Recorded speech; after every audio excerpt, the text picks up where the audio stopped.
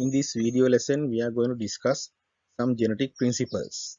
They are test crosses, human Mendelian characters, pedigree charts, incomplete dominance, and codominance. First, we will discuss about test crosses. Now, recall the stuff that we have learned under Mendelism. According to Mendelism, you know the genotype of an individual showing dominant trait may be either double dominant genotype or heterozygous state. Example, if capital P allele determines purple flower color of a plant and simple P allele determines white flower color of a plant, you know capital P, that means homozygous dominant phenotype produce purple color. It's a simple thing. But here you know heterozygous genotype, capital P, simple P also produce purple color. Then think like this. If you know the phenotype, you know the dominant phenotype, and you want to find the exact genotype of that dominant phenotype, then we can carry out a test cross. Means in other words, you know here both uh, homozygous dominant genotype and heterozygous genotype express dominant phenotype. Therefore, by doing a test cross, we can find the genotype, exact genotype relevant to dominant phenotype. Therefore, why test crosses are done? Here it is stated. Test cross is a breeding process performed in order to determine the unknown genotypes of a non-dominant phenotype. Remember here, you know the dominant phenotype and you want to find the genotype whether it is homozygous dominant or heterozygous. Then we carry out a test cross. So what is done in a test cross? We can define it like this. So what's a test cross? Here it is the crossing of an organism having unknown genotype for a selected phenotype along with another organism from the same species having homozygous recessive condition for the same character. Again, that means remember here we want to find the genotype, exact genotype of a non-dominant phenotype. Then to find the genotype, what we can do, we can cross that organism with another organism of the same species and same character. But the second organism should be homozygous recessive. Here, example is given. In the first cross, homozygous dominant genotype is test crossed with another homozygous recessive. In the second example, heterozygous genotype is crossed with homozygous recessive. Okay, such test crosses are carried out by Mendel as well. Here, test crosses performed during monohybrid crosses is called monohybrid test cross. You know that in monohybrid crosses, as we said here, only one character or one pair of traits is used. Likewise, test crosses performed during dihybrid process is called dihybrid test crosses. Then we consider two characters. That means we do a test cross regarding two genes. Mendel's monohybrid test crosses and Mendel's dihybrid test crosses can be discussed later. Now we will move to monohybrid test crosses. You know that in monohybrid process, only single character is considered. Here go to the example. Imagine we want to know the genotype of the given tall pea plants. Here tall pea plant is the dominant phenotype. You know that we discussed earlier this dominant phenotype can be expressed by homozygous dominant genotype as well as by heterozygous genotype. In order to find the exact genotype, here we cross the tall pea plant with the dwarf pea plant. You know here dwarf pea plant is a recessive trait. The genotype of it is simple T. There may be two possible genotypes for tall pea plants as capital T and capital T simple T. We discussed it earlier that capital T means homozygous dominant genotype, capital T simple T means heterozygous genotype. Practically, we want to find whether these tall pea plants carry capital T or capital T simple T. Assume The unknown tall pea plant is having genotype of capital T. That means homozygous dominant condition. Actually, when we do this practically, we don't know the genotype. That's why we do a test cross. We have only tall pea plants. Then to find the exact genotype, we test cross with its homozygous recessive. That is the dwarf plant. Here, look at this cross. Parent generation. One parent is our non-dominant phenotype. It is capital T, tall plants. It is crossed with dwarf plants with simple T. Then tall plants produce only one type of gamete which contain capital T. Short plants or dwarf plants also produce one type of gamete containing simple T. When they are fertilized in the F1 generation, you can find here all F1 plants are tall. They are heterozygous, carrying capital T simple T genotype. Look at this. All F1 plants are tall plants carrying capital T simple T genotype.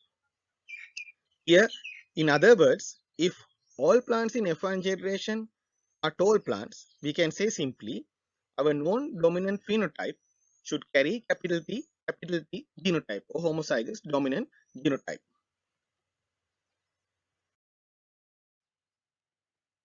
Okay, what happens if the genotype of non-dominant phenotype is heterozygous or capital T simple T?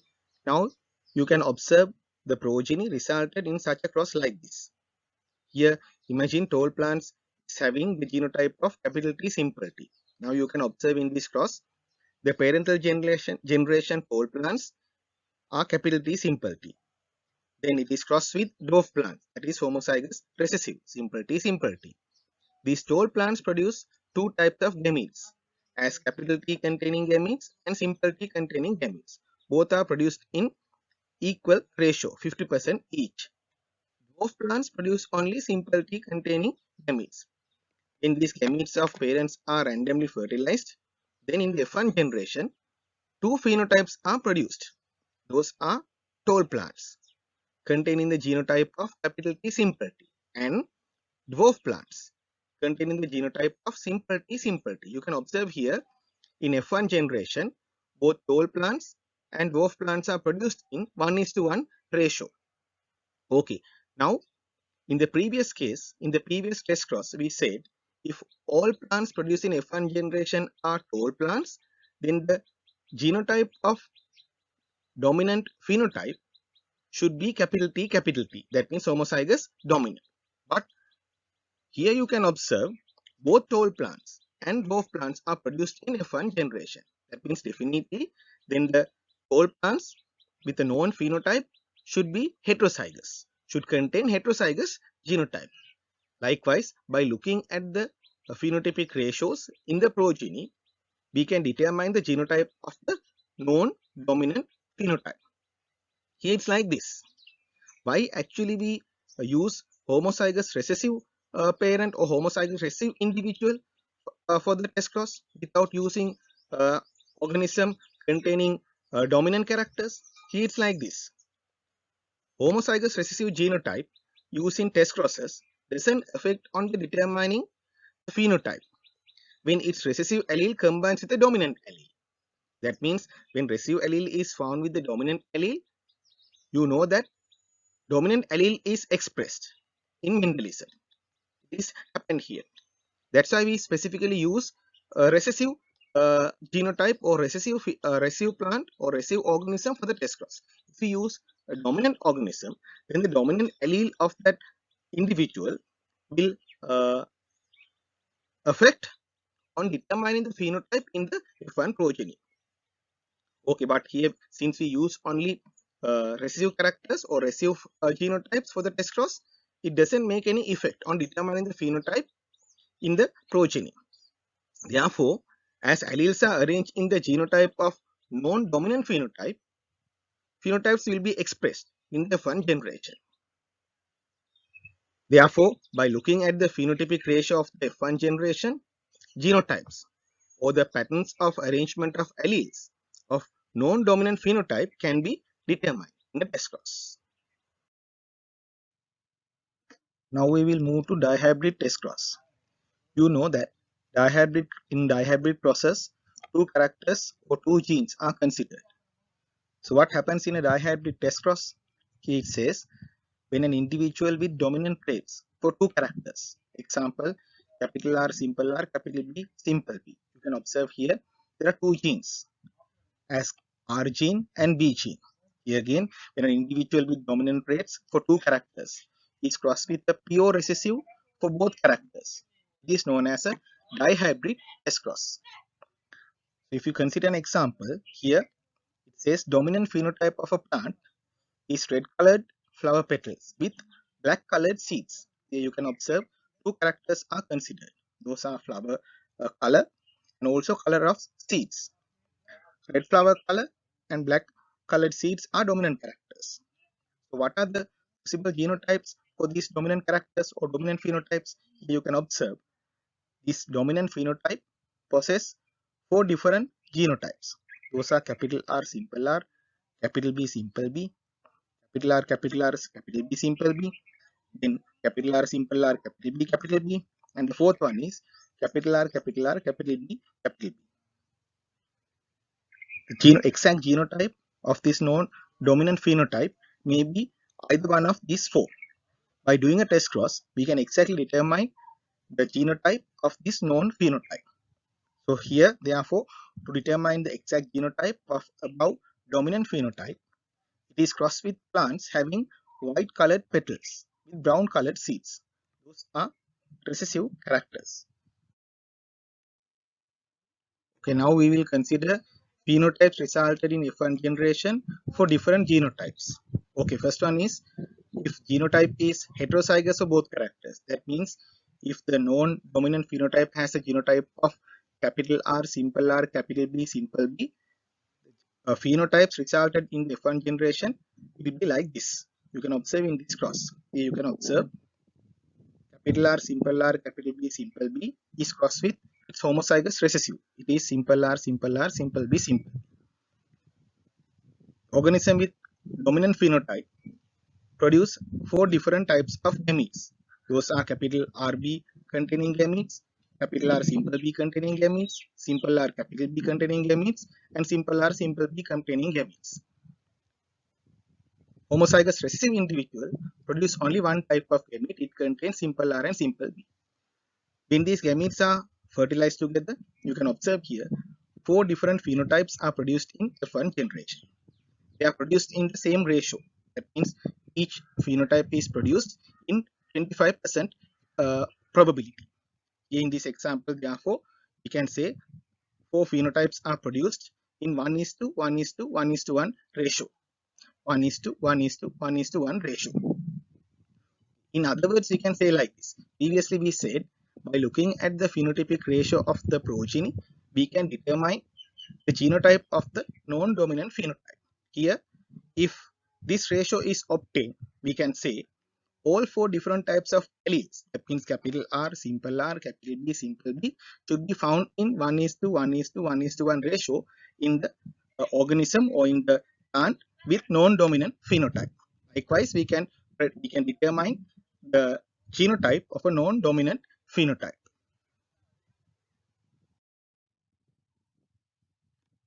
Here now you can observe different phenotypic ratio will be resulted in F1 progeny when the genotype of the non-dominant phenotype is different. For an example, here you can consider if the non-dominant phenotype has a genotype of capital R, C, capital P, simple P. You can observe here, according to this cross, only two phenotypes are resulted in the F1 progeny. Here you can observe the parental plant with capital R, capital B, simple B produced two types of gametes. They are gametes containing capital R and capital B and gametes containing capital R and simple B. Homozygous recessive parent produce only one type of gamete. It contains simple R and simple B. In F1 progeny, only two phenotypes are produced in 1:1 ratio. Again, by looking at the phenotypic ratio in the F1 progeny, we can determine the genotype of the parents. Here you have to memorize one thing here. We said Mendel also carried out these type of test crosses. Recall the genotype of Mendel's experiment in dihybrid process as well as in monohybrid process, always in the F1 generation, Mendel obtained heterozygous genotypes. Therefore, in Mendel's monohybrid process, always phenotypic ratio is 1:1. Remember that in monohybrid test crosses, in Mendel's monohybrid test crosses, not in all test crosses, in Mendel's monohybrid test crosses, always the phenotypic ratio in F1 generation should be 1:1. That is monohybrid. In Mendel's dihybrid test crosses, phenotypic ratio in F1 generation should be always 1:1:1:1. But in Mendel's experiments, but in other dihybrid test crosses, as here, phenotypic ratio in the F1 generation may be different, not 1:1:1:1. Okay, now we will simply discuss probability laws and Mendelian inheritance. Actually, Mendel used simple probability rules in determining the phenotypes, or when coming to conclusions, Mendel's used simple probability rules. Okay, then here it's like this. In the note also, in the resource book also, it says like this. Look at that. Mendel's laws of segregation and independent assortment reflect the same rules of probability that applies to tossing coins, rolling dice, and drawing cards from a deck. Here, how can we define probability? It's like this. Probability measures how likely an event is to occur out of the number of possible outcomes. Got that? What is probability again? Probability measures how likely an event is to occur out of the number of possible outcomes. That means it can be calculated like this. Simply, we can say probability equals to the number of, we can calculate like this, number of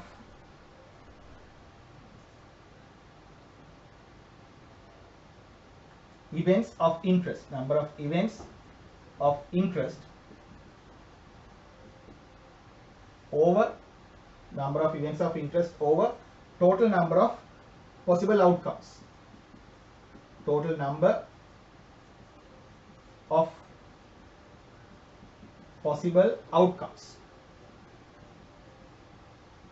Got that? Here we can calculate the probability of an event like this. Probability of an event equals to number of events of interest, then total number of which is divided by total number of possible outcomes. For an example, if you consider tossing a coin, let's say the event of interest is having tail. You know that a coin has two sides as tail and head.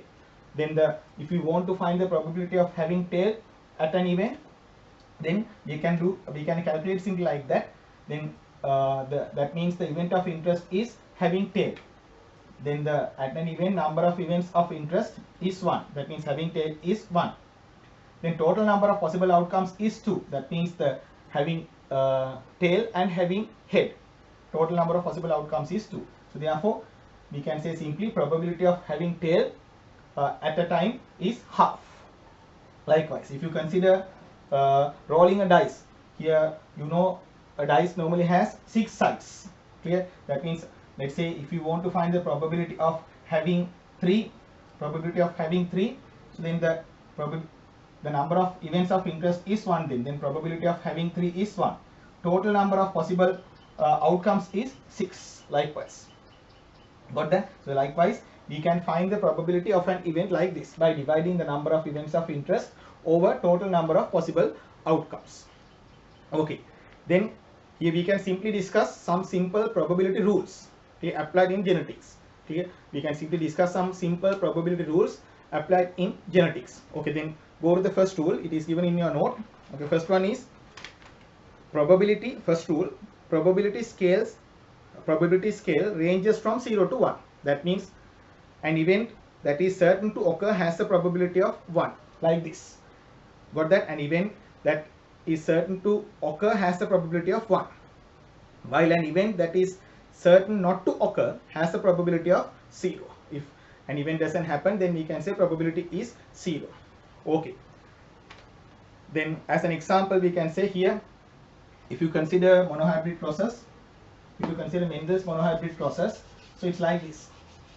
If you consider Mendel's monohybrid process, it's like this. let's say the F1 plants. If you consider F1 plants of Mendel's, F1 plants is heterozygous in Mendel's monohybrid process. So here, when producing gametes, this capital R and simple R are segregated and move separately into gametes like this. Okay, then here we can say the probability of having capital R is half. What is that? Then probability of having capital R is the event of interest. Then the number of event of interest is 1. Then total number of possible outcomes is 2.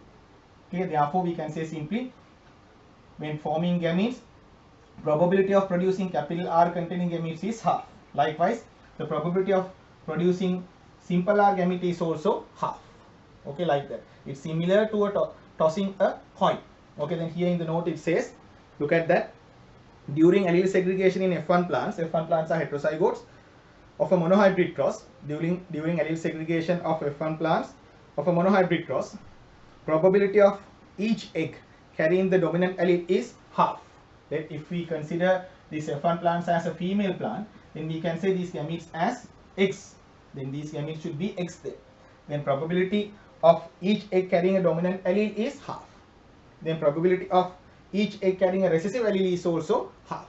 Clear? It's more similar to tossing a coin. So that is the first rule. It's similar to tossing a coin. It's very simple. Okay. Then go to the second rule.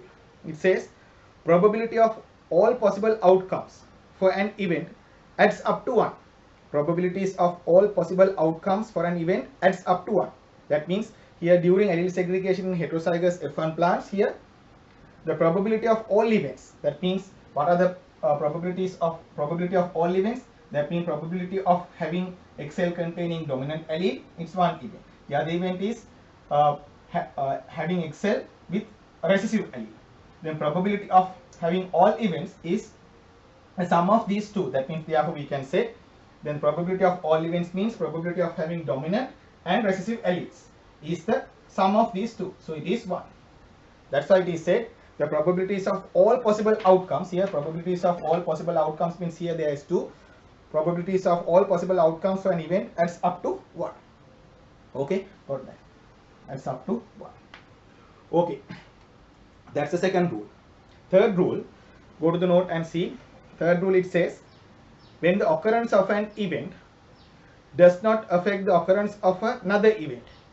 Got that? That means here two events happen, but one event doesn't affect the occurrence of the other event. Then two such events can be termed as independent events. Got that? Okay, in such a condition we can say like this.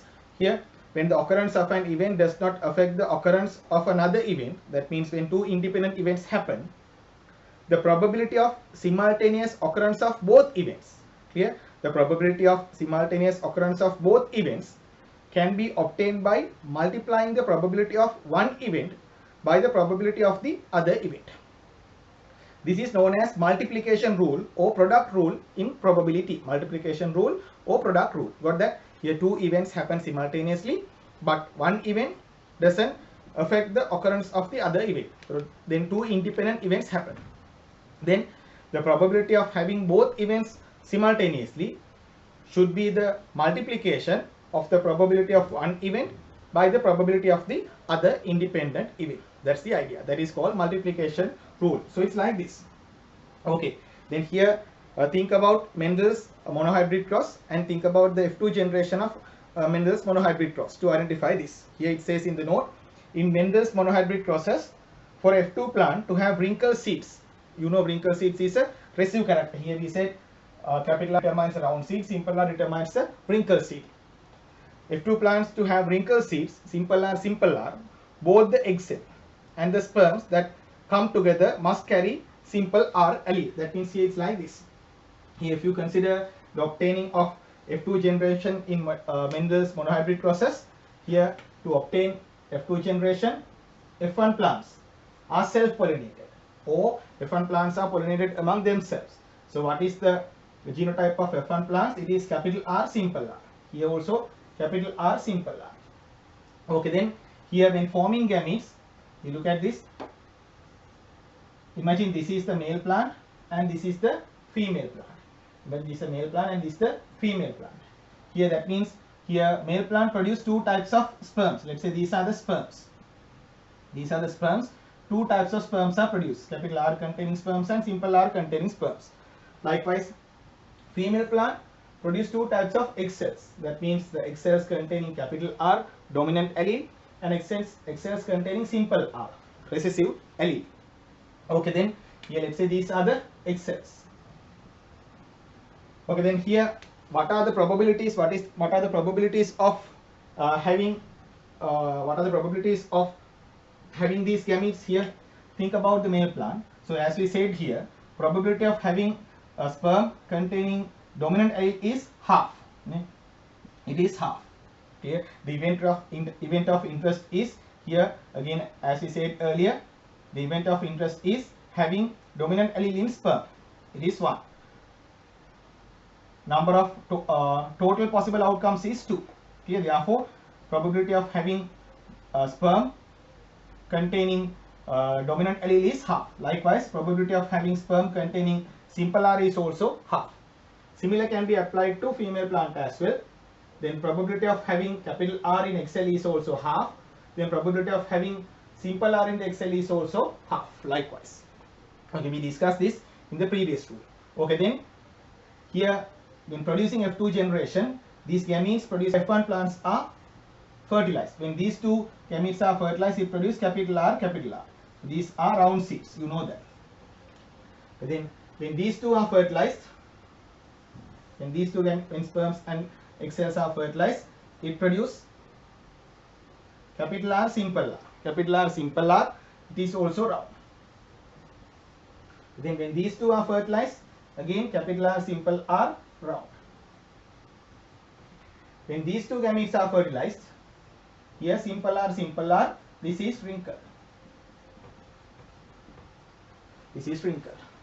Okay, in this example, we want to find the probability. As we said here, we want to find the probability of producing simple R. That means homozygote recessive condition. That means we want to find the probability of producing wrinkled seeds. Okay, then you can observe to produce wrinkled seeds. Here, to produce wrinkled seeds, sperm containing simple R should fertilize with an egg cell containing simple R.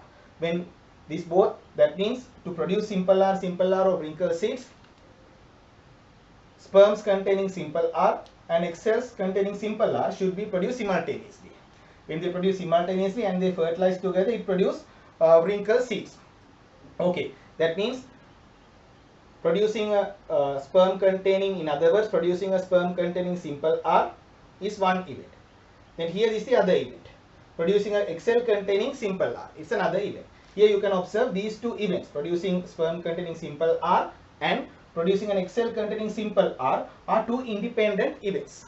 Here these two are independent. That means, in other words, again, producing a sperm containing simple R doesn't affect the occurrence of the other event producing egg cell containing simple R. These are two independent events. When these two independent events occur simultaneously, then simple R, homozygote recessive genotype will be expressed. Here, therefore, we can say probability of producing homozygote recessive condition in F2 generation, so this is F2, is the multiplication of each of these independent, each of the probabilities of these independent events. Got that? The probability, total probability of producing homozygote recessive condition in the F2 generation is the multiplication of the probabilities of these two independent events. Therefore, here we can say, here probability of producing sperm containing simple R is half. It should be multiplied by the probability of producing egg cell containing simple R. It is also half. Then probability of producing simple R is 1/4. That's the idea. Got that? So that is simply the multiplication rule. So here it is said in your note. Look at that same thing. In Mendel's monohybrid crosses, for F2 plant to have wrinkled seeds, simple R, both the egg and the sperm that come together must carry simple R. Okay, then it says the probability that the egg will have and simple R is half. Here it's this. then the probability that the sperm will have simple R is also half. Then the probability of both gametes at fertilization carrying simple R allele is half into half 1/4. Then this simple R will be produced. That is the multiplication rule. Got that? Okay, that's the third rule. Okay, then we can move to the last simple rule, fourth rule. That is the addition rule or sum rule. Look at the here in the note it says the probability that any one of two or more mutually exclusive events will occur. Got that? Balana. The probability that any one of two or more mutually exclusive events will occur is calculated by adding their individual probabilities. This is the addition rule or sum rule of probability. Got that? Again, look at that. The probability that any one of two or more mutually exclusive events occur. That means imagine there are several mutually exclusive events. Here look at this. Here if you consider these four events, they are mutually exclusive events. That means producing capital R. If you consider producing capital R as an event, it is mutually exclusive from producing capital R simple R. It is also mutually exclusive from producing capital R simple R like this. Okay, that means likewise these four phenotypes are mutually exclusive events. Therefore, we can consider the let's say if we want to find the probability of two mutually exclusive events, then what we have to do, we have to add the individual probabilities of each event. That's the idea. That is the addition rule. Got that? If we want to find the probability of two mutually exclusive events at the same time, then we have to add the individual probabilities of each of those events. So that is the idea. So that's why it is said, again look at that, the probability that any one of two or more mutually exclusive events will occur is calculated by adding their individual probabilities. This is the addition rule or sum rule of probability. Okay, then here the example given in your note is this. Here look at that, there are two possible mutually exclusive ways for producing F2 heterozygotes. F2 heterozygotes. What are the heterozygotes here? These two are the F2 heterozygotes. Then here you can observe these two heterozygotes are producing two different ways. Those are mutually exclusive. Here you can observe in producing this heterozygote, sperm containing capital R fertilized with an egg cell containing simple R. That is one event. So then what is the probability of having this event? Here that is to find the probability of having this event, we have to use multiplication rule. Here as we did here. Then probability of having capital R is half. Then probability of having simple R is also half. Then probability of producing capital R and simple R by fertilization of sperm containing capital R and egg cell containing simple R is 1/4. Okay, then here this is the probability of producing capital R simple R. But here this capital R and simple R is produced in a different way. Here you can observe. Then when producing this capital R and simple R, the sperm containing simple R is fertilized with egg cell containing capital R. Then producing this heterozygote is mutually exclusive from producing this heterozygote. Clear? Producing this heterozygote is mutually exclusive from producing this heterozygote. Then here separately we can calculate the probability of producing this heterozygote. So it's like this here. What's the probability of producing capital R? It is half. Now multiplication rule. Then probability of producing simple R is also half. Then what is the total probability of producing capital R simple R? It is 1/4. 1/4. Okay, then here then the two mutually exclusive events happens. Now we want to find the total probability of both these mutually exclusive events. Then we can use the addition rule. Then here we can add the probabilities of these two mutually exclusive events. Then you get the total.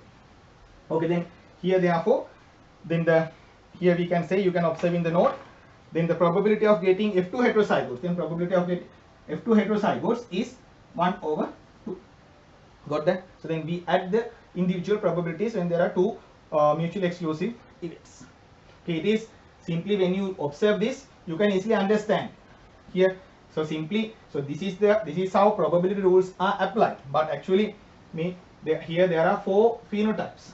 Then you can simply find here probability of having one of these phenotype is also 1 over 4th quarter. Probability of having one of these phenotypes is 1 over 4, because there are 4 total possible events is 4. Having one of them is 1 over 4. So then it can be easily observed, but this is how it should be calculated using probability rules. Got that? Okay. These are the 4 rules that apply simply in our syllabus regarding probability. Okay.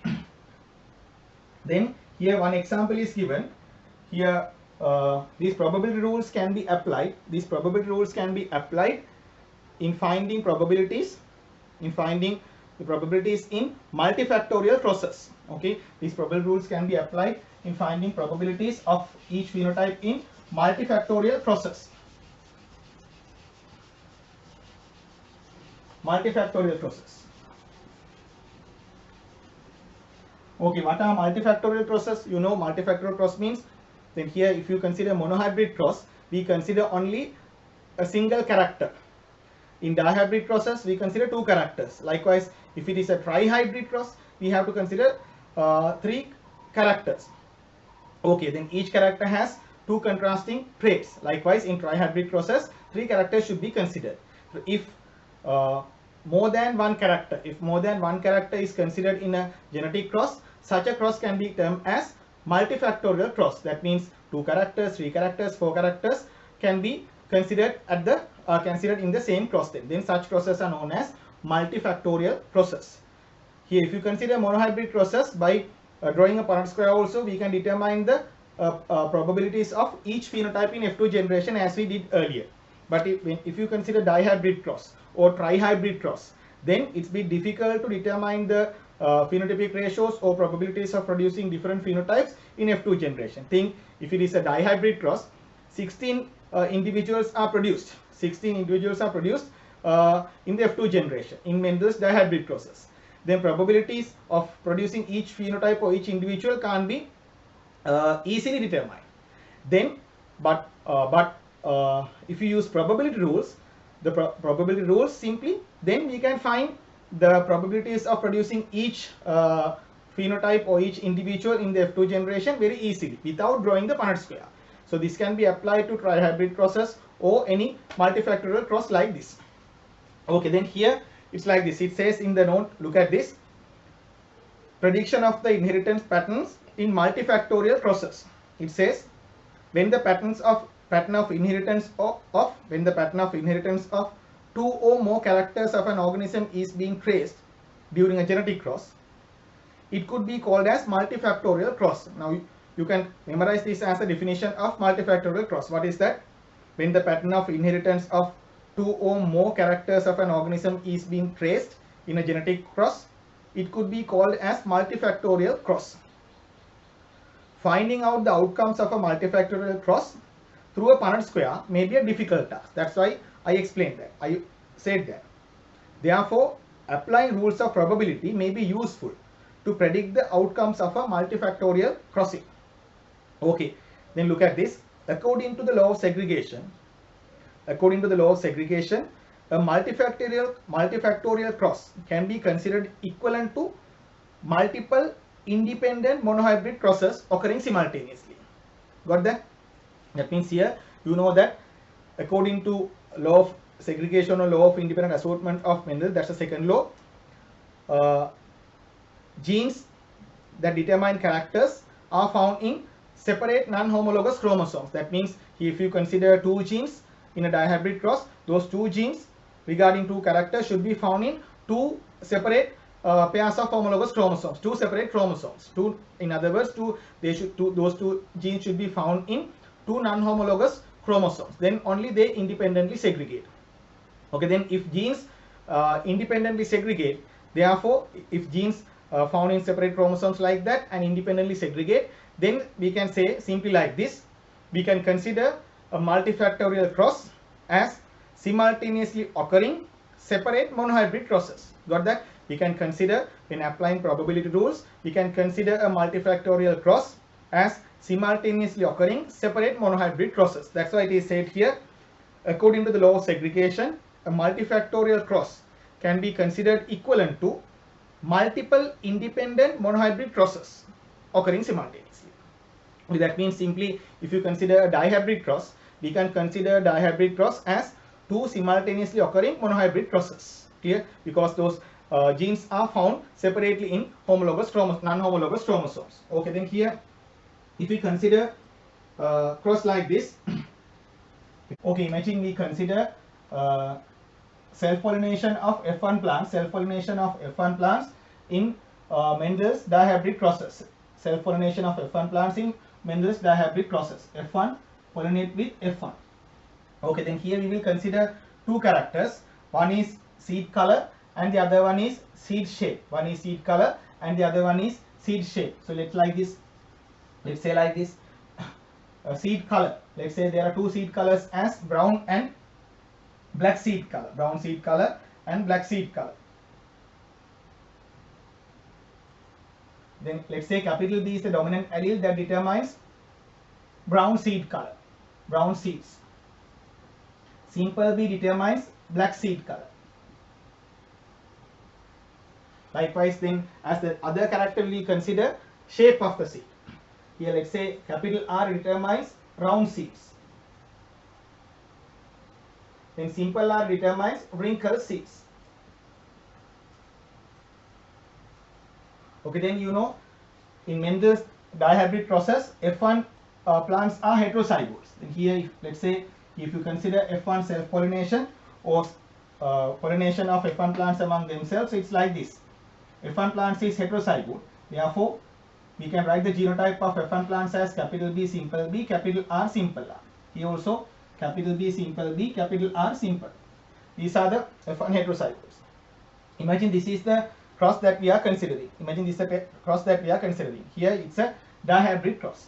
Now, as we said earlier, according to probability rules, this dihybrid cross can be considered as two simultaneously occurring monohybrid crosses. Here, this dihybrid cross can be simply considered as two simultaneously occurring monohybrid crosses. So therefore, here one cross can be written like this: capital B simple B cross with capital B simple B. That means let's say this is the male plant and this is the female plant. Here, that means here this is the male and this is the female. So this is one monohybrid cross. Got that? Then the other monohybrid cross is male plant contain capital R simple R. The female plant has capital R simple R. And these are the two simultaneously occurring monohybrid crosses. Okay, then here as we learned earlier, now we can find the probabilities of producing each phenotype.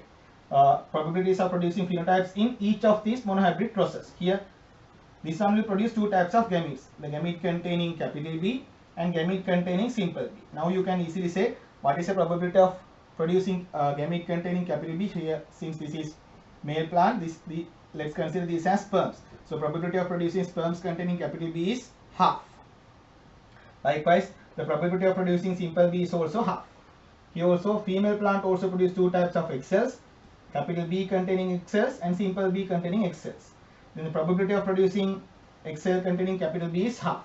Here also probability of producing egg cell containing simple B is half. Okay, then in producing F2 generation, here these are fertilized. Then here the sperm containing capital B fertilized with the egg cell containing capital B and produce capital B, capital B. Okay, then what is the probability of producing capital B, capital B? Now we have to apply multiplication rule. Here probability of producing capital B is half. Then again probability of producing the other capital B is half. Then this is 1/4. We found this. Here also, when this sperm containing capital B fertilized with the egg cell containing simple B, produce capital B simple B. But then again probability of this is half into half. It is 1/4. Okay, then when these two are fertilized, again capital B simple B will be produced. What's the probability? Half into half, again 1/4, like this. Here also, when these two are fertilized, simple B, again probability of producing homozygote recessive condition here is 1/4. You know this stuff now. Okay, likewise, we can find the probabilities of producing each of these phenotype in this monohybrid cross. Okay, then likewise we can determine the probabilities of producing each phenotype in the other monohybrid cross. And here this will produce two types of gametes. Here capital R and simple R. Here also we can consider this as male and the other as female. Then these two should be sperms, and here these gametes should be egg cells. Capital R, simple R. Okay, then you know probabilities of producing each of these gamete is half. Okay. Probability of producing each of these gamete is half. Got that? Probability of producing each of these gamete is half.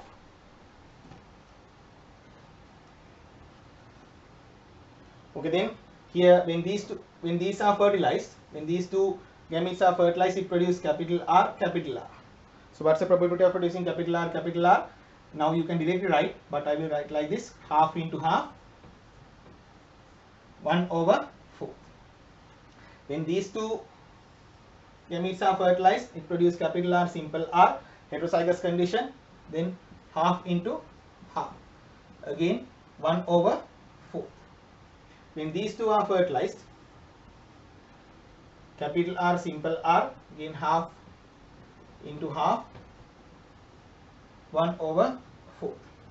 When these two are fertilized, simple R, homozygous recessive condition, again half into half, 1/4. Okay, now we wrote the probabilities of producing each phenotype in these two monohybrid crosses. Okay, then here by using this, now you can find the probability of producing each genotype in the F2 progeny. Let's say here, if you want to find the probability of producing capital B, capital R in F2 progeny. Imagine here in the F2 progeny, we want to find the probability of producing capital B, capital R. Oh, how could you find that? Here, then to produce capital B, capital R, here this genotype should combine with this genotype. That means here these are two independent events.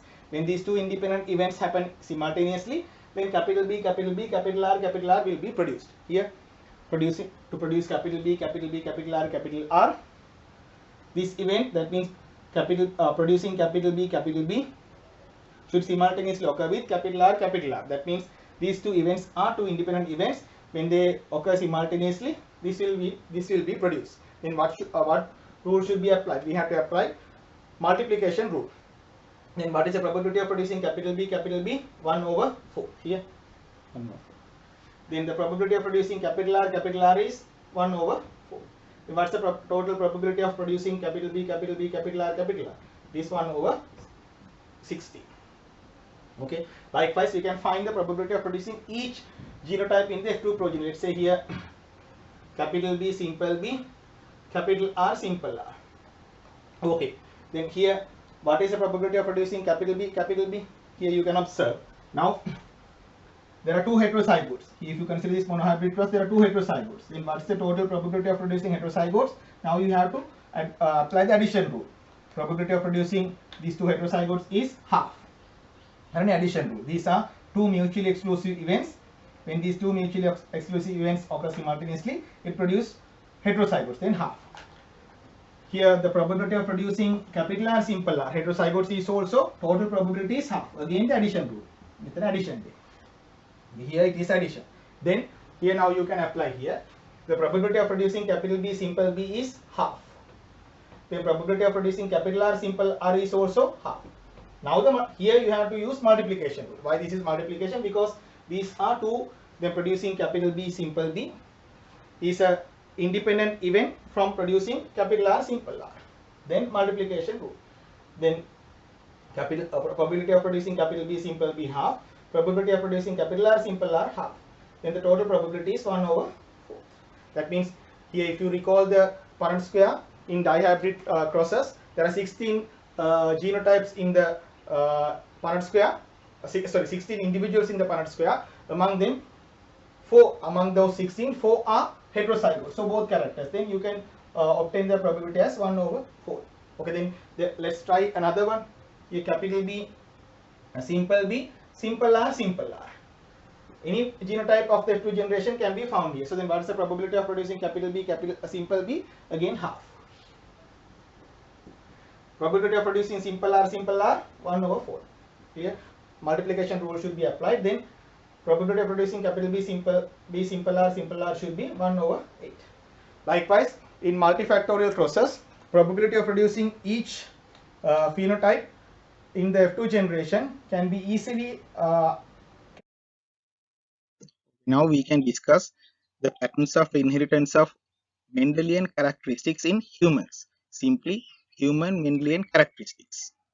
First of all, recall what Mendel says. You know that according to Mendelism, the character of an organism is determined by single gene.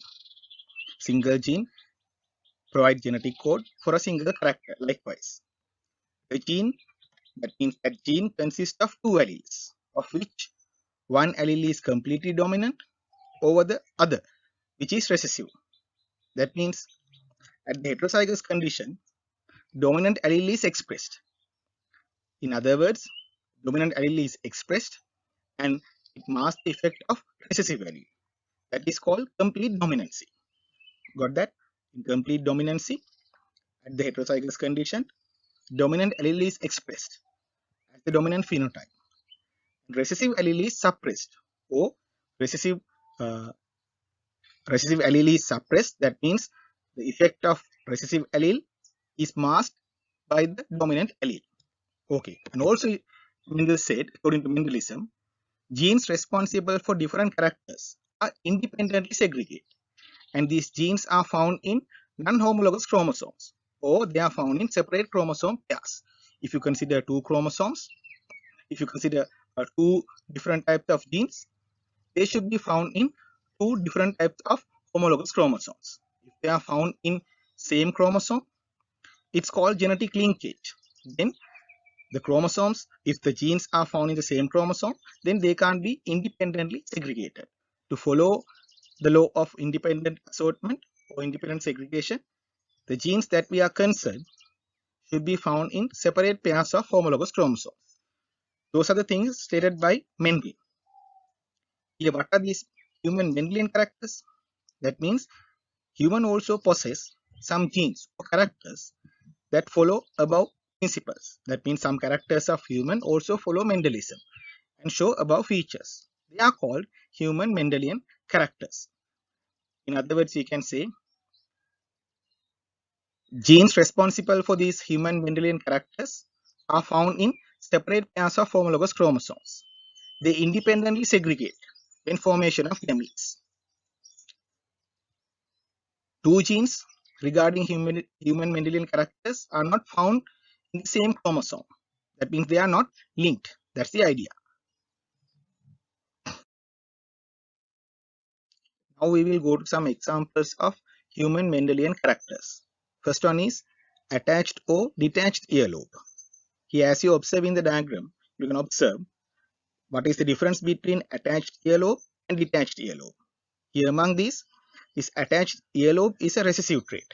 That means it is determined by homozygous recessive genotype. Detached earlobe is dominant. So therefore, the genotype of detached earlobe may be homozygous dominant or heterozygous condition. Okay, likewise, next example is widow's peak. What is this widow's peak? Here you can observe the pointed contour of the hairline on the forehead is known as the widow's peak. You can observe in this right hand side diagram that person has pointed contour of the hairline of the forehead, that is known as widow's peak. Here this widow's peak is due to dominant allele. That means again homozygous dominant condition or heterozygous condition regarding that gene produce the widow's peak. Absence of widow's peak is recessive. That means homozygous recessive. Here regarding each of these characters, you have to memorize which trait is dominant and which trait is recessive. It is important. Okay. And third example is dimples on cheek. Here, what is a dimple? When a person smiles, the shorter muscles on the face pulls up the facial skin. This in turn creates a slight depression in the skin, which is called dimple. Here is a rare character, but dimple is a dominant trait produced by or expressed by homozygous dominant or heterozygous genotype. And absence of dimple is recessive. Okay, here as we said, remember the dominant trait and the recessive trait regarding each of these human Mendelian character. But don't misunderstand like this. If you consider this, sometimes the rare condition, sometimes some characters, for an example, dimples on cheek are rare, but the rare condition is the dominant feature. That means don't misunderstand like this. Most popular character or popular trait is not always the dominant character. Most popular or most popular trait is not always the dominant character. Sometimes most popular or more common form may be recessive. One of the good example is dimple. We will move to two other human Mendelian characters. Those are, first one is bent thumb and straight thumb. Those are two different characters. Bent thumb is also known as Hitchhiker's thumb. This Hitchhiker's thumb or bent thumb is a condition where thumb is bent backwards while stretching due to the hyperextensibility of interphalangeal joints. You can observe in this diagram of bent thumb. Here it says dominant capital S allele would produce the dominant phenotype of straight thumb. So here, remember here, straight thumb is the dominant character. Then the bent thumb should be homozygous recessive condition. Okay. Then we will move to the next example, rolling or non-rolling nature of the tongue. Those are again two contrasting traits. The ability to roll the lateral edges of the tongue upwards into a tube is known as rolling tongue nature. Here you can observe as a diagram. Rolling the tongue into a tube shape is a dominant trait. Inability of rolling tongue means recessive. Now we are moving to pedigree analysis. So what is actually a pedigree chart? So we can say it's a diagrammatic representation of the inheritance of a particular trait within a given family tree. In other words, using these pedigree charts, the inheritance of some traits in human families over generations can be represented. Got that? Using pedigree charts, inheritance of some traits in human families over many generations can be represented. Okay, then these are important. Using pedigree charts, the genotype of individuals of that family can be predicted, and also the pattern of inheritance of a particular trait in that particular family can be predicted using these pedigree charts. So it is important. Okay, here these are used for an example. These are used when determining the inheritance patterns of some genetic disorders as well. So then there are some usages of pedigree analysis. These are constructed by collecting data for many generations within a given family so that the pattern of inheritance can be understood, as we said. Okay. In these pedigree charts, standard set of symbols are used. Here, you can observe in this diagram, a male is indicated using a square. A circle represents a female. Colored square represent affected male. Colored circle represent affected female. What is the meaning of this affected? That means if the character that we are interested of is present in that particular female, that circle can be colored. Likewise, if the character of interest is found in that particular male, that square can be colored. It is called affected. Okay. Here mating or a marriage is represented by a link between a square and a circle. Square and a circle can be linked using a single line to represent mating. Offsprings can be represented like this. Then there is an order. Offsprings are represented in birth order. Firstborn is normally indicated at the left hand side. In this, among these offsprings, you can observe as a circle represented at the left hand side. That's the firstborn daughter. Likewise, inheritance of human Mendelian characteristics can be analyzed with pedigree charts. First, we will consider the example widow's peak. Here we said earlier, widow's peak is due to a dominant allele.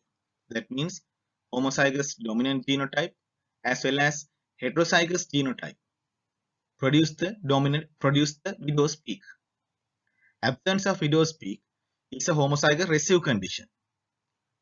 It is simple W, simple W. Now look at the pedigree chart given here, which represent the inheritance of widow's peak in 3 generations. First generation represent grandparents. Capital A, B, C and D individuals belong to that generation. Second generation represent parents, aunts and uncles. Third generation represent grandchildren. Here, as we said earlier, colored circles and colored squares represent the individuals with character of interest. Therefore, you can observe here the character of interest is widow's peak. Therefore, these colored squares and colored circles represent the individuals with widow's peak. Uncolored circles and squares represent individuals without the widow's peak. Therefore, you can observe in this pedigree chart here, their genotypes are homozygous recessive, simple W, simple W. Colored squares and colored individuals have either homozygous dominant genotype or heterozygous genotype. Here in this pedigree chart, genotypes or respective genotypes are given. But actually in the exam, you should be able to determine the genotype of a given, you should be able to determine the genotypes of a given pedigree chart as well. Now we will discuss how it is done. Okay, now we will discuss if a pedigree chart is given, how a genotype of these individuals are determined. Imagine this is a pedigree chart given for the inheritance of widow's peak. Here you can observe 3 generations are represented, and also you know here argue like this. You know, first of all you have to know whether the given character is dominant character or recessive character. So here the widow's peak, you know widow's peak is a dominant character. That means homozygous dominant condition. Capital let's say here widow's peak is determined by dominant allele capital W.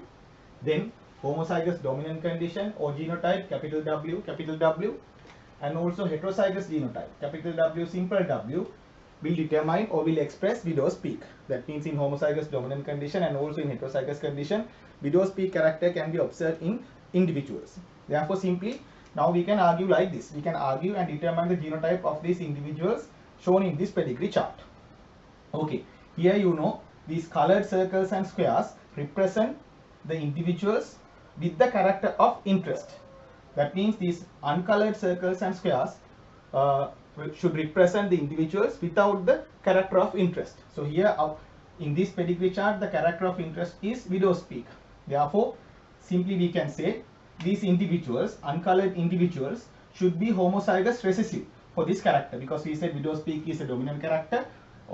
Therefore, these individuals, uncolored individuals, should have homozygous recessive genotype. They lack widow's peak. Therefore, simply we can write the genotype of these individuals here. Simple W, simple W. This is also simple W, simple W.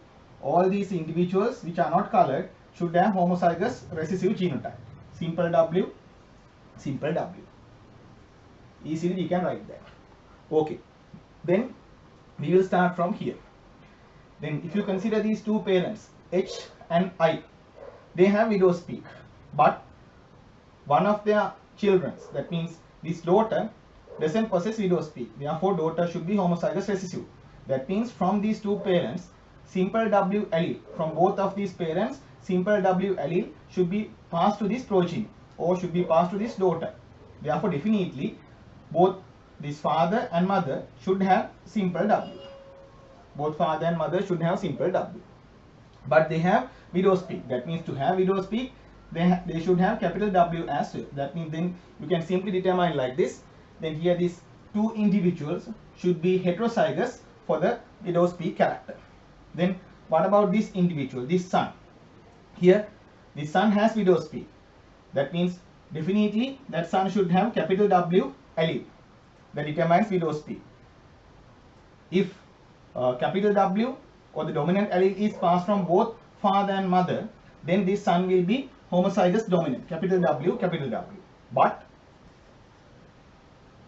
capital dominant allele can be passed from one of these two individuals. Let's say father pass dominant allele to this son, but mother can pass simple W, or else mother pass capital W and father pass simple W. Then this son will be heterozygous. Clear? Like this. Therefore, based on the given data, based on the given pedigree chart, then we can say the son should be homozygous dominant or heterozygous for the widow's peak character. Okay. Likewise, others can be determined. Here, look at this mother. Here, one of her children, this daughter, is homozygous recessive. That means she lacks widow's peak. Therefore, definitely, this mother should have simple W allele, because then to have this type of daughter, both mother and father should pass simple W allele or recessive allele. Father is always simple W, simple W. Okay, then definitely, therefore, we can say since this mother has a widow's peak, definitely this mother should have capital W as well. Therefore, then the genotype of this mother is heterozygous. Okay. Then this one. Here, if you look at this son, he has widow's peak. Definitely, therefore, he should have capital W allele. But if you look at the mother of this son, mother has homozygous recessive condition. That means definitely from mother, simple W or recessive allele should pass to their children. Therefore, definitely this son receives simple W from his mother. Got that? Here mother is homozygous recessive. Therefore, definitely simple W allele should be passed to their children, to her children. Definitely, therefore, this son should be heterozygous. Okay. Then this father indicated by capital A. Here he has widow's peak. Therefore, definitely he should have capital W allele. Okay. But some of his children possess homozygous recessive condition. Therefore, definitely to pass simple W or recessive allele to the children, definitely this father should have simple W allele as well. Therefore, this father should be heterozygous. Got that? Likewise, if a pedigree chart is given and if we want to determine the genotype, we can argue like this and determine the genotype of respective individuals. Now we will discuss another human Mendelian character, that is the inheritance of attached earlobe. Attached earlobe is a recessive trait. That means those individuals are homozygous recessive. We will indicate the genotype as simple F, simple F. Detached earlobe is a dominant character. That means individuals with detached earlobe may be homozygous dominant, capital F, or heterozygous. That means capital F, simple F. This pedigree chart represents the inheritance of this attached earlobe or detached earlobe in 3 generations. Here also you can observe the character of interest is attached earlobe. Those have homozygous recessive genotype. Therefore, you can observe here in pedigree chart, the colored circles and colored squares represent individuals with attached earlobe. And look at that, their genotype is simple F, homozygous recessive condition. Uncolored circles and squares represent individuals with detached earlobes. Therefore, you can observe here the genotypes are either homozygous dominant, capital F, or heterozygous condition, capital F, simple F. Here also, you should be able to determine the genotype of a given pedigree chart. Then we will consider how it should be done. Okay, now imagine this pedigree chart represent the inheritance of the character attached earlobe over 3 generations. So here you can observe in this pedigree chart 3 generations are represented. Okay, then here attached earlobe is also human Mendelian character. Then attached earlobe is a homozygous recessive character. So it's like this. Therefore, we can say attached earlobe should be determined by recessive allele. Then the genotype should be simple F. Then the other contrasting trait of the character is detached earlobe. That means the detached earlobe should be due to dominant allele. Then the homozygous dominant genotype as well as heterozygous genotype, homozygous dominant as well as heterozygous genotype determine the detached earlobe. Okay, then here we know these colored circles and squares represent the individuals with character of interest. Here the character of interest is attached earlobe. Therefore, definitely these individuals which are colored should be homozygous recessive. That means they have attached earlobe. Attached earlobe is a recessive character. Therefore, definitely these should have homozygous recessive genotype. Like this. Here you can simply write that. So yes, we can simply write that. Okay, then we can determine the genotype of other individuals. Okay, here start from this daughter.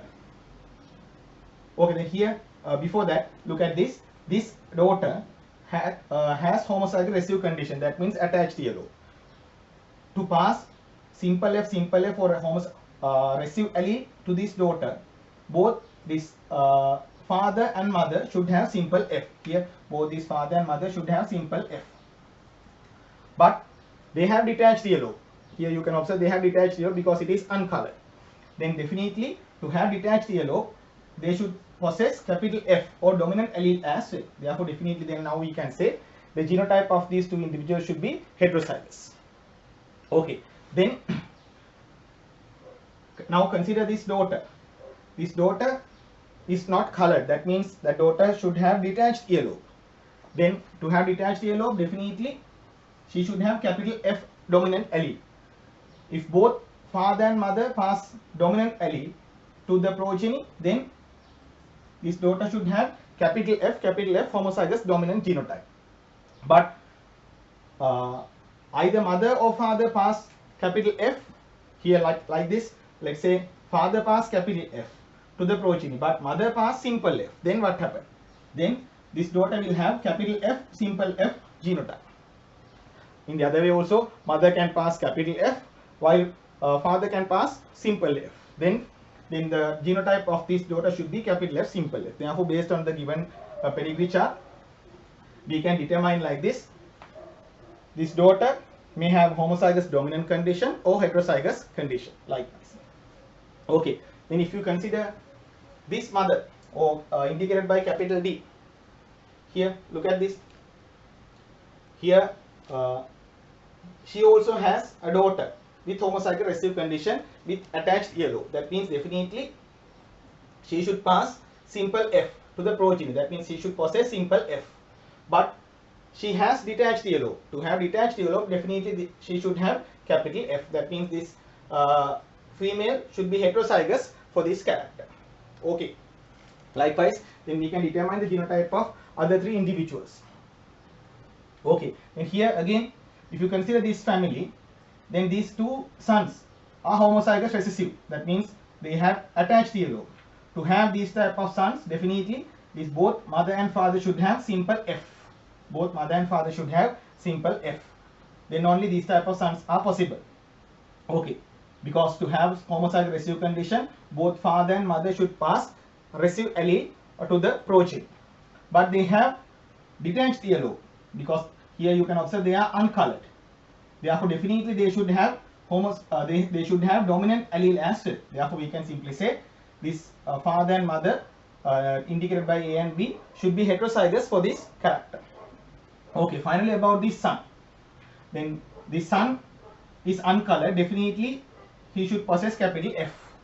If both father and mother pass dominant allele to the progeny, this son should have homozygous dominant condition. But based on the given data, we can say he may be heterozygous as well. Here like this. That means if father pass capital F while mother pass simple F, then the son will be heterozygous. Or if mother pass capital F and father pass simple F, son will be heterozygous. Okay, then it's like this. Likewise, based on the data given, or based on if pedigree chart is given, by arguing like that, we can determine the genotype of each of the individual represented in the pedigree chart. Okay, here we discuss the inheritance of human Mendelian characters in pedigree charts, using pedigree charts. But not only human Mendelian characters, the inheritance of sex-linked characters, inheritance of sex-linked inheritant characters also can represent in pedigree charts. Got that? Not only human Mendelian characters, inheritance of sex-linked characters over several generations in families can be represented using pedigree charts. We can discuss those when we are discussing sex-linked inheritance. Now we are moving to non-Mendelian inheritance. This refers to inheritance patterns in which traits do not segregate in accordance with Mendel's laws of inheritance. That means, in other words, these characters do not follow law of segregation. That's the first law. And also law of independent assortment. That means the second law. In other words, we can simply say these characters do not independently segregate according to Mendel's second law. Okay.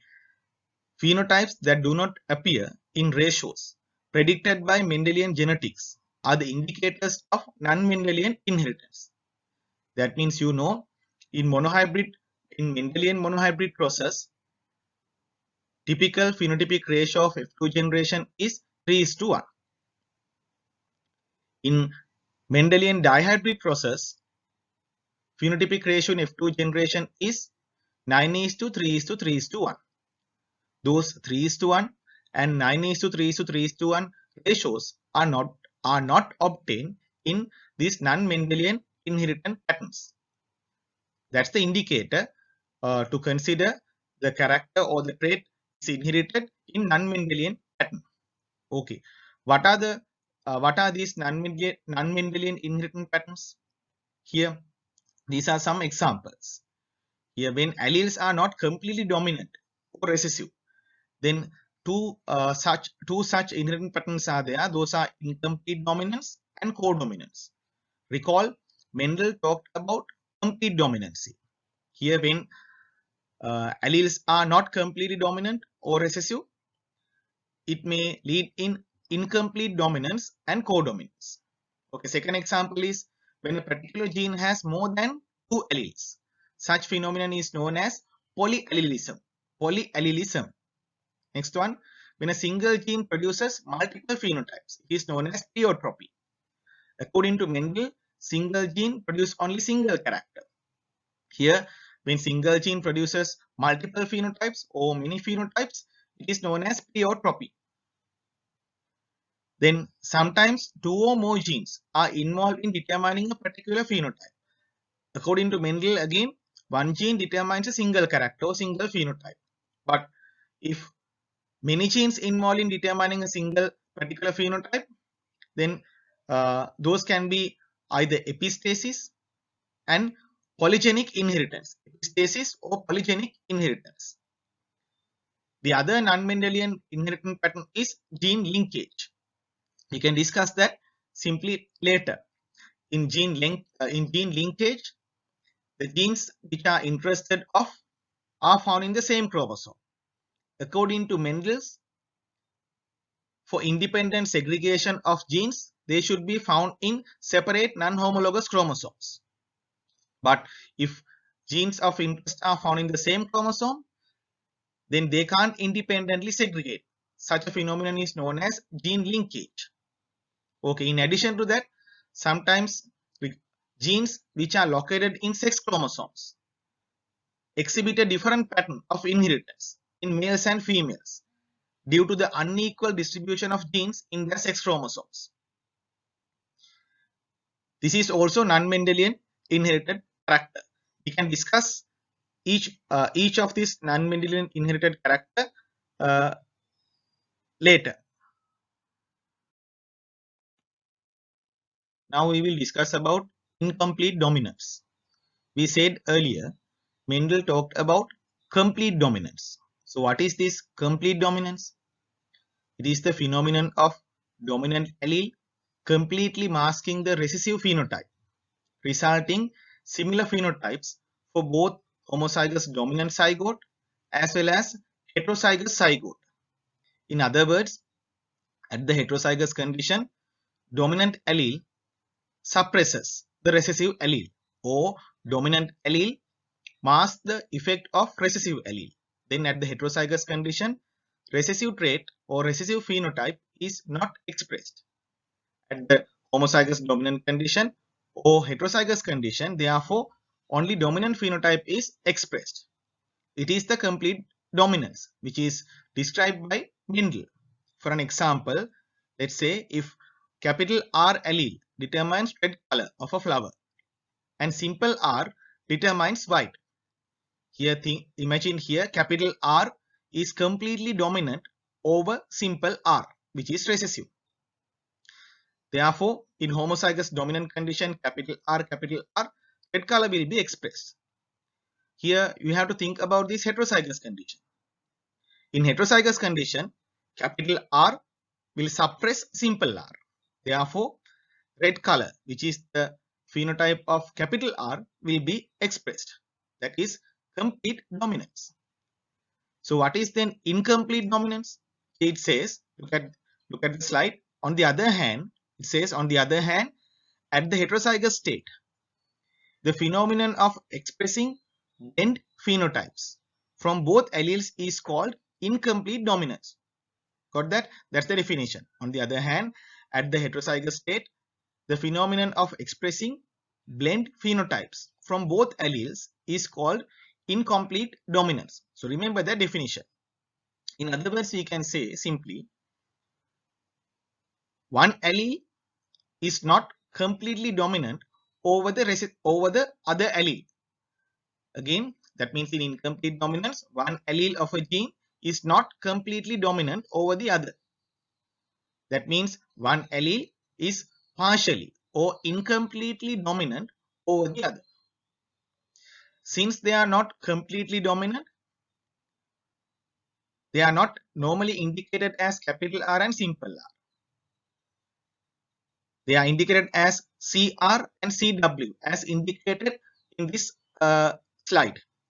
Here, imagine capital CR, R is apostrophe R, capital CR determines red color, which is incompletely dominant or partially dominant over capital CW. Capital CW determines white color. Here now look at this genotype CR and CW.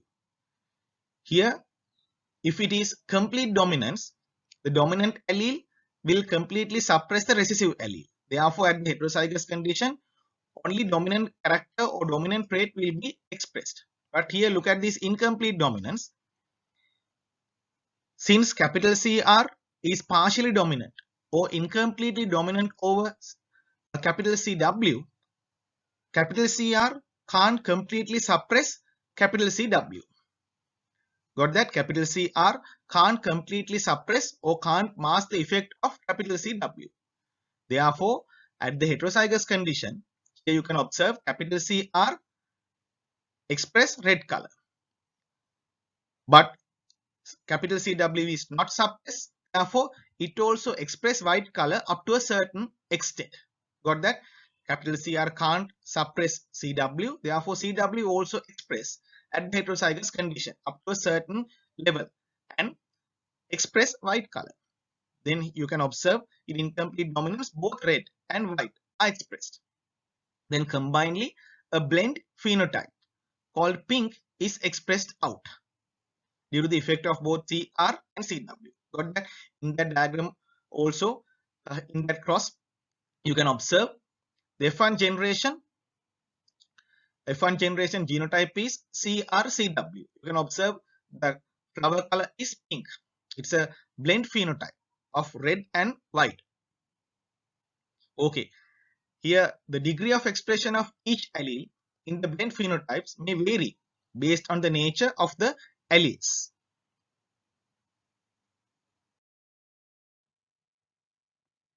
Inheritance of flower color of Mirabilis jalapa, that means 4 o'clock plant, is the common example that used to explain incomplete dominance. Here you can observe the parental plants are homozygous dominant and homozygous recessive. They are red flower plants and white flower plants. The genotype of red flower plants are CR. White flower plants CW. When red flower plants are crossed with white flower plants, you can observe here all the F1 hybrids are heterozygotes and the phenotype is pink. As we explained in the previous slide, here you can observe CR allele is incompletely dominant or partially dominant over CW. Therefore, CR can't completely suppress or mask the effect of CW. Therefore, together with CR, CW also express up to a certain level. then the blend phenotype or intermediate phenotype called pink is produced. This intermediate phenotype results from flowers of the heterozygotes having less red pigment than the red homozygotes. Got that? This intermediate phenotype results from flowers of the heterozygotes having less red pigment than red homozygotes. Okay, when these F1 pink flowers are self-pollinated or crossed among themselves to raise F2 generation, you can observe there. In F2 generation, it produces red flower color, pink and white in 1:2:1 ratio. Got that? Note there, heterozygotes produce pink color. There are two heterozygotes, one homozygous dominant and one homozygous recessive. This 1:2:1 is the typical phenotypic ratio in F2 generation in incomplete dominance. You have to remember that 1:2:1 is a typical phenotypic ratio in F2 generation in incomplete dominance. You have to remember that. Okay, this phenotypic ratio is identical with genotypic ratio because heterozygotes are phenotypically intermediate between two homozygous types. That means homozygous dominant condition produce red color here. Homozygous recessive condition produce white color here. But you can observe heterozygous condition produce pink color, which is intermediate or blend phenotype. But in complete dominance proposed by Mendel, at the heterozygous condition, dominant phenotype is expressed. Therefore, the phenotypic ratio is 3:1 in such monohybrid crosses. But here, heterozygotes produce intermediate or blend phenotype. Then the phenotypic ratio becomes equal to genotypic ratio. Okay. Then you have to memorize here how to recognize incomplete dominance. Therefore, remember here in incomplete dominance, in F1 generation, a blend or intermediate phenotype is produced at the heterozygous condition. Homozygous dominant and homozygous recessive parents respectively express dominant character and recessive character. Okay, and also in F2 generation, phenotypic ratio should be 1:2:1. Then you can identify incomplete dominance.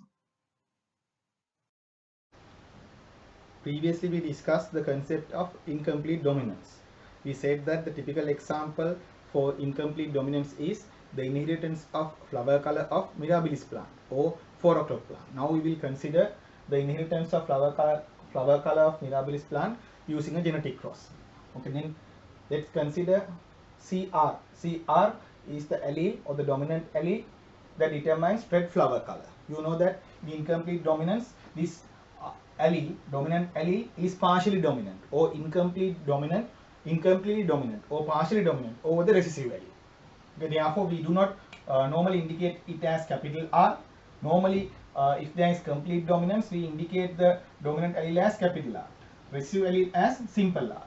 But here, since this is incomplete dominance, we indicate the dominant allele or so-called dominant allele as CR. Let's say it is the allele that determines the red flower color. Recessive allele that determines the white flower color is CW. Okay, then here as parents, here let's say the parental plants are,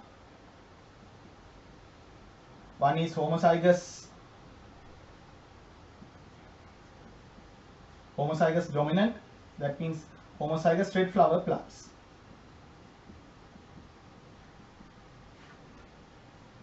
These plants are crossed with homozygous or purebred, homozygous, that means purebred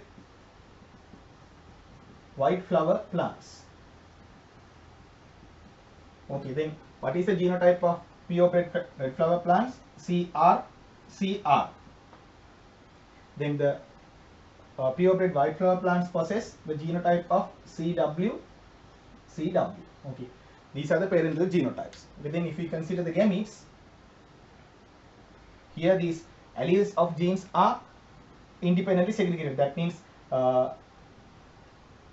here during formation of gametes, these alleles are segregated. Then it forms a gamete containing CR. Here also gamete containing CW will be produced. Then here, since only one type of gamete is produced here, the probability of producing this gamete is 100%. Here also probability of producing this gamete is 100%.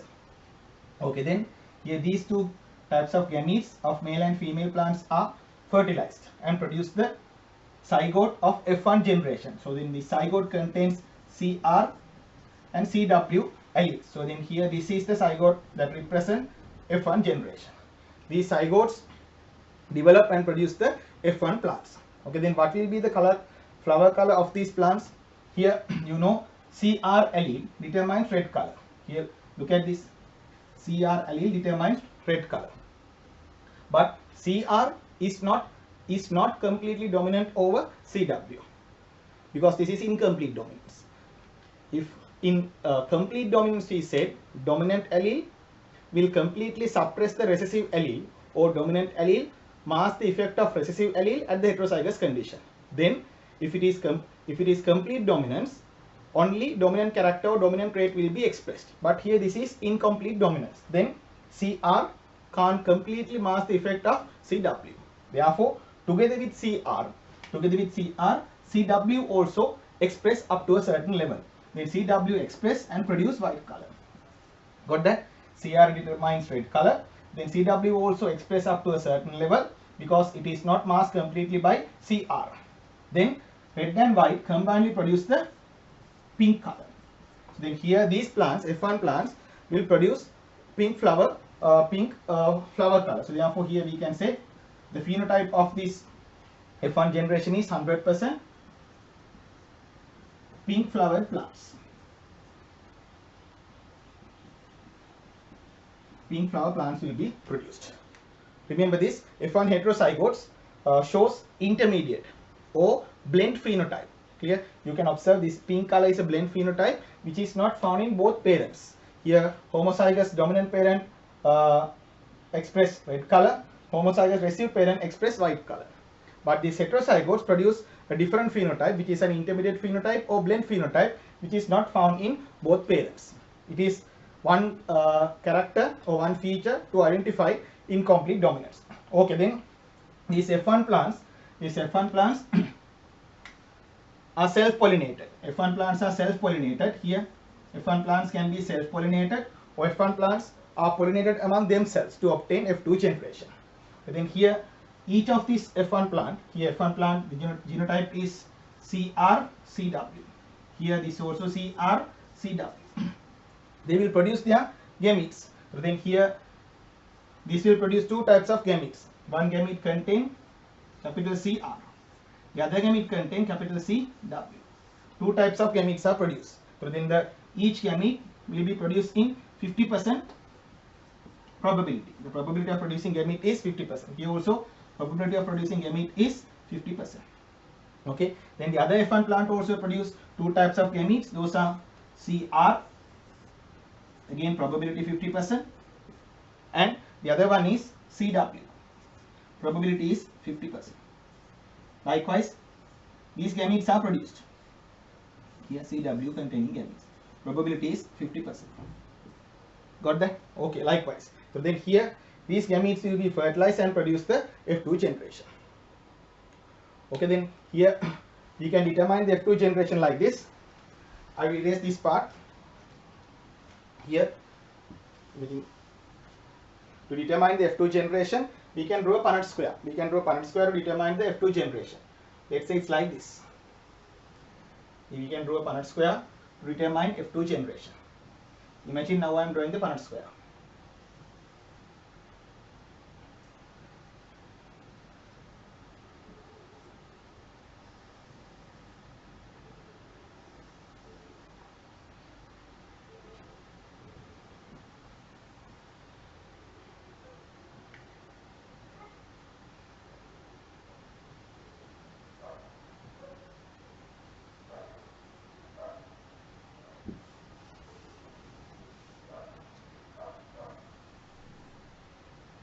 Okay, then here this is the Punnett square. Using this we can determine F2 generation. Okay, then let's say one set of gametes is sperms, other set of gametes is egg cells. And here there are two kinds of sperms. Those are CR and CW. Likewise, there are two types of gametes as well. Two types of egg cells as well.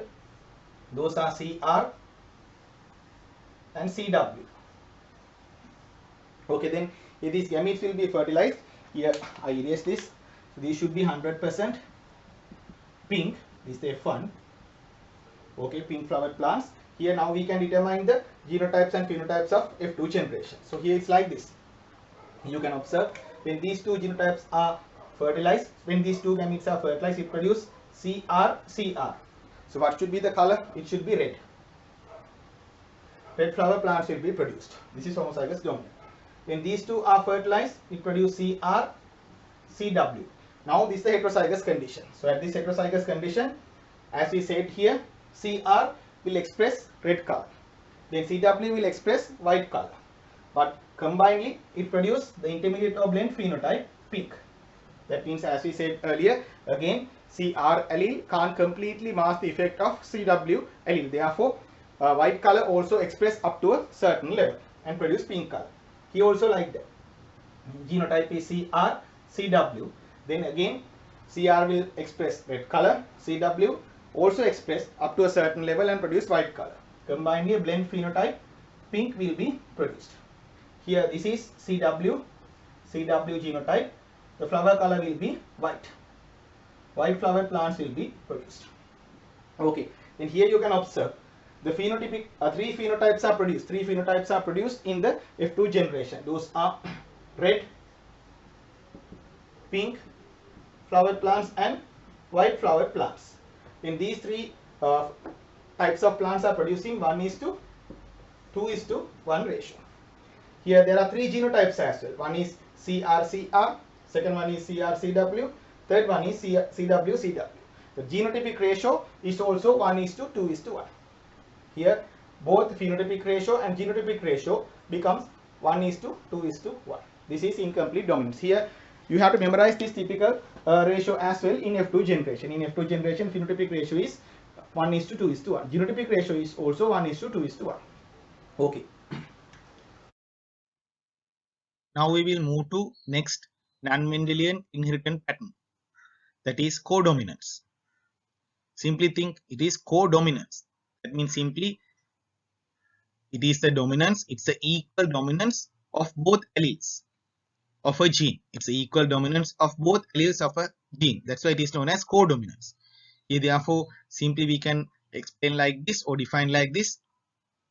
Codominance is expression of both alleles contributes equally to the phenotype at heterozygote state. Look at that again. Codominance is expression of both alleles contributes equally to the phenotype at heterozygote state. As we said earlier, simply here both alleles of a gene are equally dominant. Therefore, at the heterozygote state, both alleles are equally expressed. Got that? At the heterozygote state, both alleles are equally expressed because they are equally dominant. That is called codominance. Here we will go to the example. Here you know the blood group of a person is determined by a carbohydrate, or which is actually a glycoprotein, or known as agglutinogen, found in the membrane of red blood cells. You know that there are two types of such agglutinogens, as capital A and capital B. Actually, these are determined by, or these are expressed by different alleles, codominant alleles actually, as capital IA and capital IB. Okay, if a person has only agglutinogen A on the membrane of red blood cell, that person's blood group is A. If a person has only glycoprotein or agglutinogen B on the membrane of red blood cell, that person's blood group becomes B. Okay, here likewise look at this example now. Person with AB blood group has both A and B carbohydrates, that means glycoproteins or agglutinogens on the surface of red blood cells at the same time. Look at that. Both A and B agglutinogens are found in the membrane of red blood cells. Then the person's blood group become AB. Okay.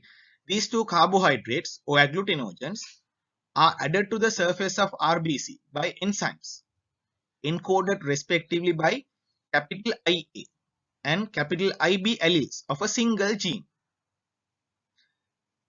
Remember, single gene.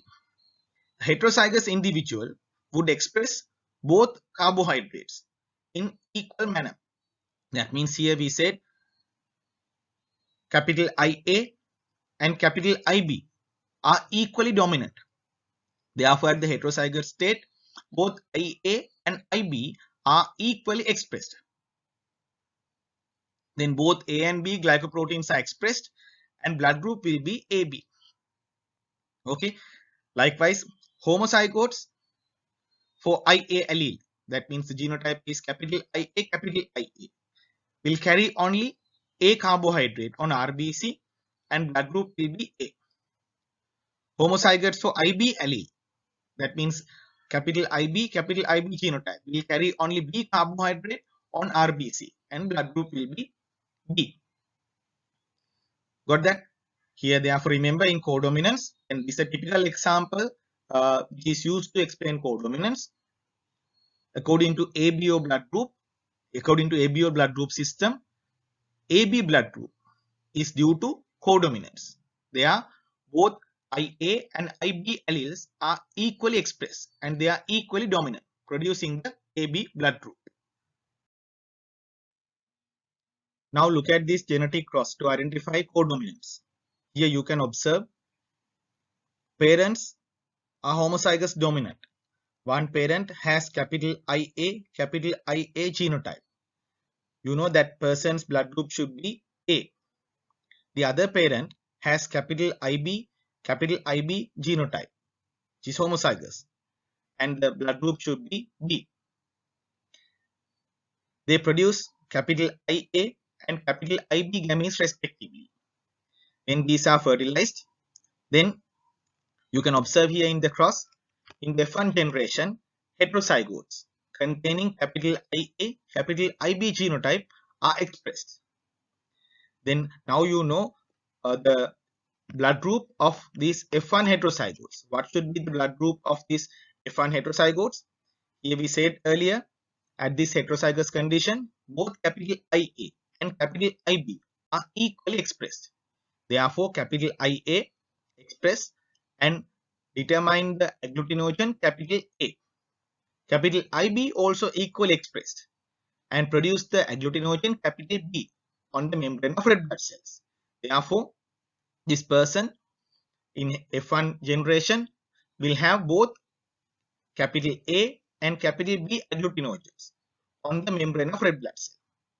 Then the blood group of this F1 heterozygote should be AB. Okay.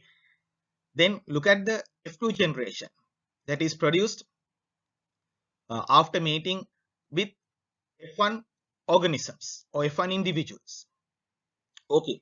Here you can observe these heterozygotes F1 produce two types of gametes containing capital IA alleles and containing capital IB alleles, two types of gametes. Here, therefore, you can observe in the F2 generation, three phenotypes are produced and three genotypes are produced. Those three genotypes are capital IA, then capital IA, capital IB, and capital IB.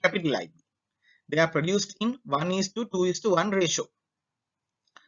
Then capital IA produce A blood group.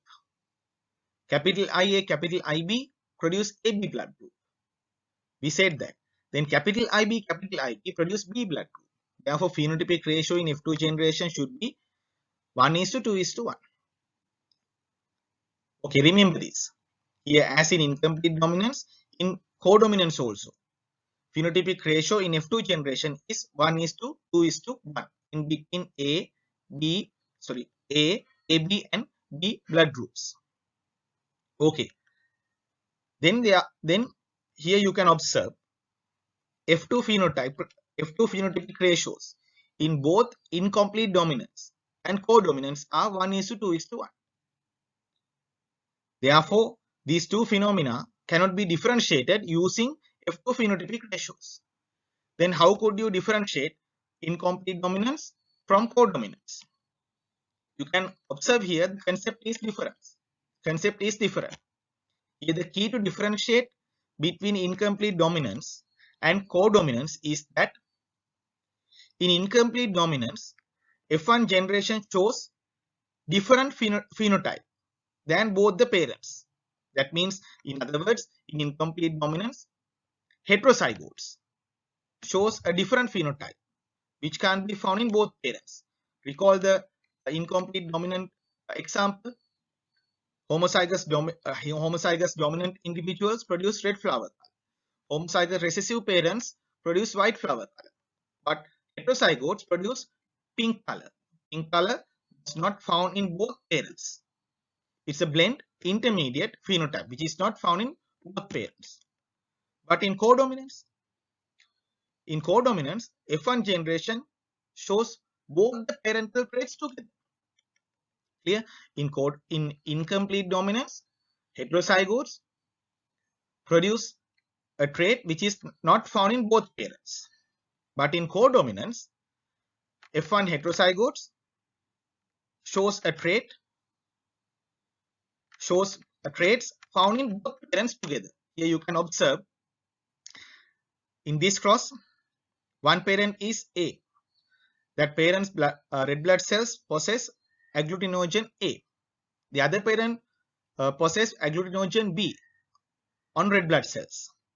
But heterozygotes possess both A and B agglutinogens on red blood cell. That means both parental characters or both parental traits are expressed together in codominance. Now you can distinguish incomplete dominance from codominance easily.